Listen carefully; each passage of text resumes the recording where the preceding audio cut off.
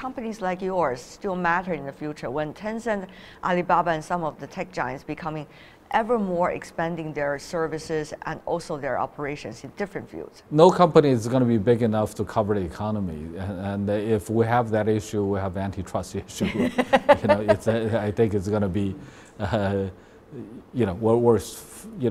a long way from that. So you don't see a crisis for you? No, definitely not. I think at this point it's more complementary because they represent more strategic investment angle. We tend to focus more on the financial aspects. Now China is talking about the 3 risks over the next 3 years that needs to be worked on. One of them is reduce the risk in the financial sector. Financial risk that's built up in the system, specifically the debt to GDP ratio. I think at this point is over 250%.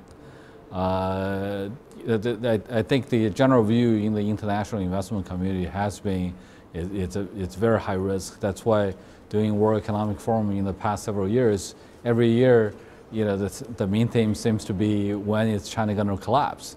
I have always taken the view that it is a risk that we should watch out for, but fundamentally, China is well equipped to deal with that risk, largely because the savings supporting that leverage is mainly domestic. Right. Second, the form of that leverage is mostly in the form of bank loans rather than capital markets, so it's much easier to control, especially given the Chinese government controls most of the banks. Right. So the main focus is to try to reduce it gradually without actually triggering a systematic collapse or burst of a bubble.